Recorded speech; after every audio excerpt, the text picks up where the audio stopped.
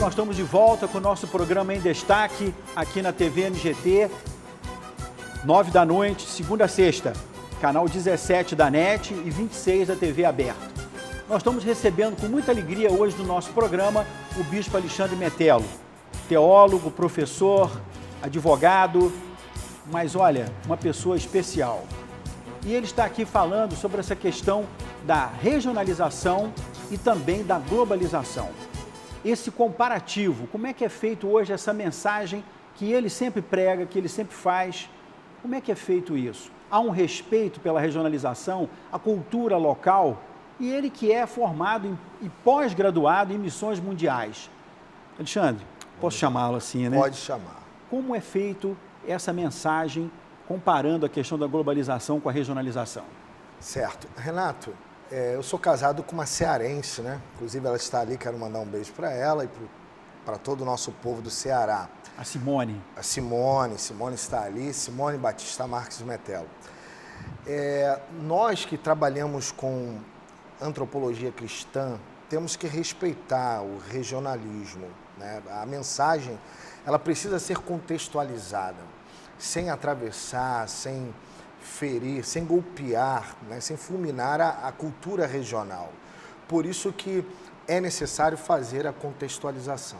Este mundo que sofre, né, do efeito da transitoriedade, tudo se tornou tão transitório em razão da globalização, ele ainda precisa ter como limites lindeiros o regionalismo, porque senão você agride as pessoas. E a intenção da pregação do Evangelho é não agredir, é levar ao amor. Você falou tão bonito aqui sobre ternurar, né? Exatamente. Então nós precisamos ternurar e não ferir as pessoas.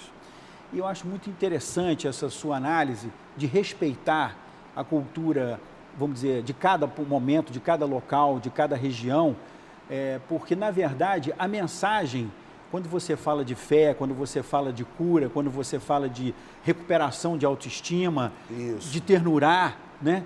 Você está falando para o mundo todo, mas Exato. sempre respeitando aquele espaço, aquele momento que a pessoa tem dentro da sua comunidade. Né? Com certeza. Porque ele pode ser, logicamente, um grande multiplicador dentro da comunidade dessa mensagem, que é uma mensagem, vamos dizer, de equilíbrio, de recuperação de autoestima e de recuperação de pessoas, né? Sob o ponto de vista, por exemplo, da psicanálise, né, você trouxe algo assim muito bonito, muito lindo, né? Nós sabemos que o ser humano, ele é um ser eródoto dinâmico. Então, ele herda dos seus arquétipos, né, pai e mãe, muito da sua vida pessoal, e a outra parte ele vai absorver do contexto onde ele está inserido. Então, o regionalismo, ele vai, na verdade, ser um elemento formador da personalidade daquele indivíduo. E nós não podemos ferir a personalidade de ninguém.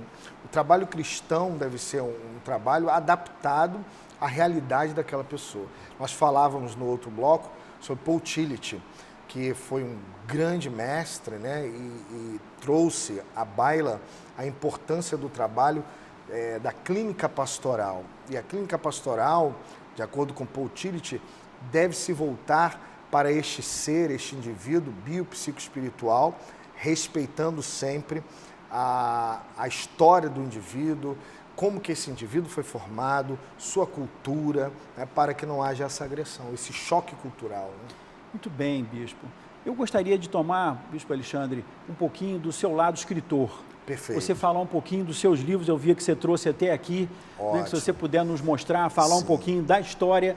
Você está com o Borboletário, né? Exatamente. Esse daqui eu vou lhe dar de presente. Opa, muito obrigado. Muito obrigado. Renato, Vou mostrar aqui para todo mundo ver bem aqui a mensagem, o Borboletário e o Trapo.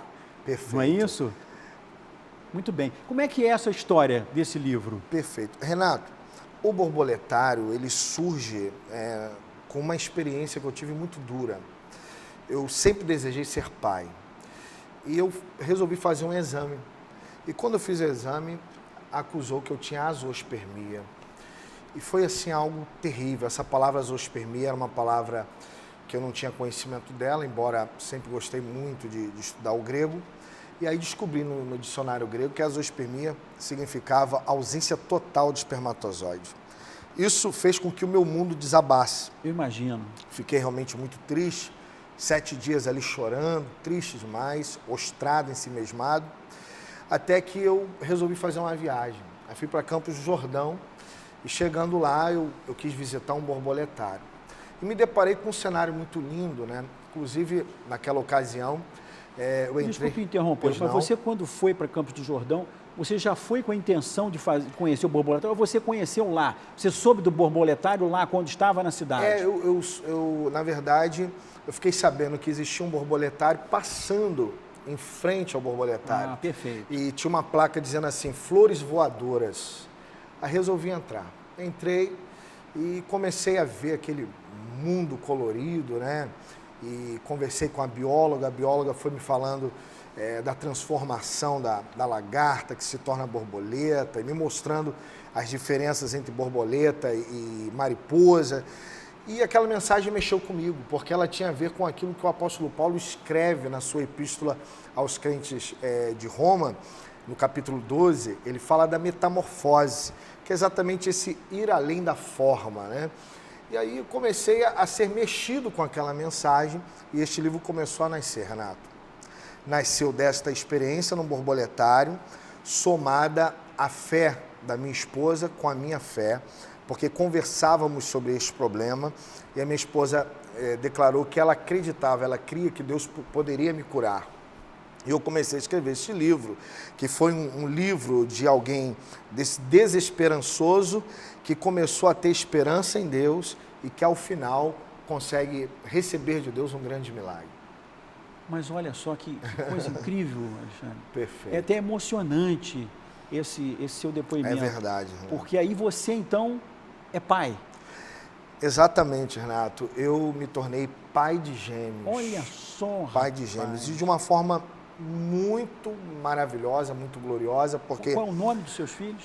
O Asaf e o Samuel. O Asaf e o Samuel. E ambos os Eles nomes também. Eles estão com quantos anos? Eles estão com 2 aninhos agora e 2 meses, né? Poxa, meus parabéns. Obrigado, Renato. Você também é pai? Sou pai. Coisa maravilhosa, né? Eu tenho uma menina de 29 anos. E um menino de 25. Parece que você tem um menino de 25. Quando os seus filhos tiverem 30 anos, você vai dizer a mesma coisa, meus meninos. Eita, né? Porque para nós, filho não cresce, não é verdade? Mas você não aparenta ter uma filha de 29, verdade. Né? Nós vamos falar um pouquinho mais sobre esse assunto, que é muito interessante essa história. Certo. Mas eu vou pedir, Bispo Alexandre, um pouquinho só de sua tranquilidade aqui. Certo. E vocês nos aguardem. Nós já voltamos para contar um pouquinho mais dessa história e também para falar do livro e do CD também do Bispo Alexandre Metelo, que é o nosso convidado hoje no programa Em Destaque, aqui na TV NGT. Já voltamos, tá bom? Aguarde aí.